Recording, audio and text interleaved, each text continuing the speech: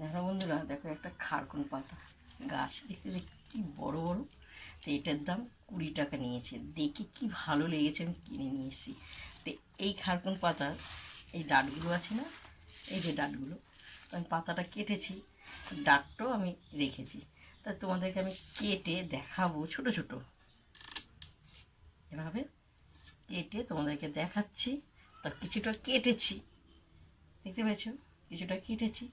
কেটে ভালো করে ধুয়ে তোমাদেরকে আমি রান্নার রেসিপি দেখাবো। এর সঙ্গে কী দেবো এখন আমি তোমাদেরকে দেখাবো না বা বলবো না, রান্না করার সময় ঠিক তোমাদেরকে দেখাবো। দেখো খারকুন পাতার ডাঁটগুলো দেখেছো, ডাঁটাগুলো তো আমি কেটে ধুয়ে নিয়ে এসেছি। তো এটা কী দিয়ে আমি তোমাদের রান্না করবো তোমাদেরকে দেখাবো। তো এর সঙ্গে একটু আলু দেবো, কারণ এটা সিদ্ধ হলে অল্প হয়ে যাবে।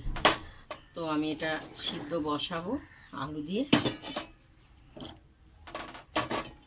সিদ্ধ বসাবো।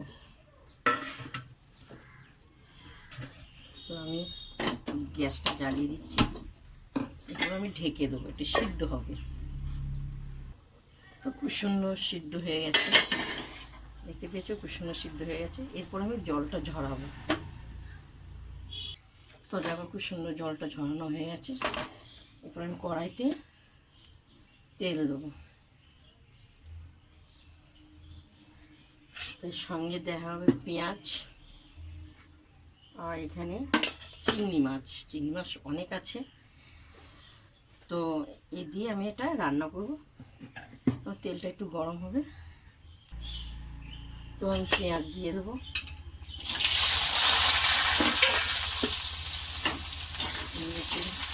ভালো করে এটা লাল লাল হবে।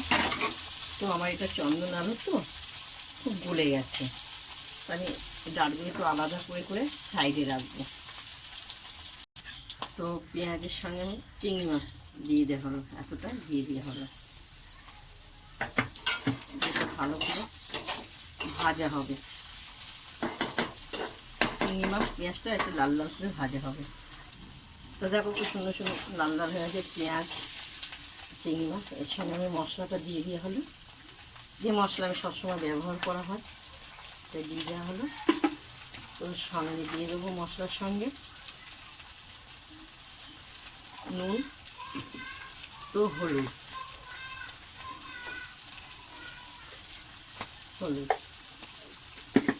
দিয়ে ভালো করে এসে আমি ডাঁটগুলো দিয়ে দেওয়া হলো, খারকুন পাতার ডাঁট। আলুটা একটু পরে দেবো, কারণ এটা চন্দন আলু বেশি গলে গেছে, তাই আমি নেড়ে চেড়ে। তো আমি উপরে আলুগুলো দিয়ে দেওয়া হলো। তোমরা আলু না দিলেও হয়, এভাবে করতে পারো। তো আমি একটু আলু দিয়ে দেওয়া হলো।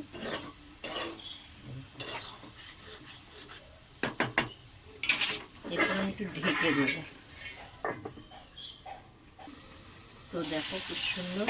এবারে সামান্য একটু চিনি দেবো, চিনি ছিটি দেওয়া হলো, নেড়ে চেড়ে এরপর আমি নামাবো।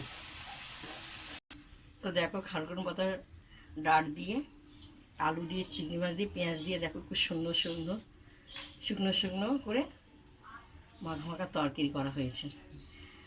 তো খুবই গরম, হাত দিতে পারছি না। তো দেখো খুব সুন্দর সিদ্ধ হয়েছে, শাপলার মতনই হয়েছে, অপূর্ব।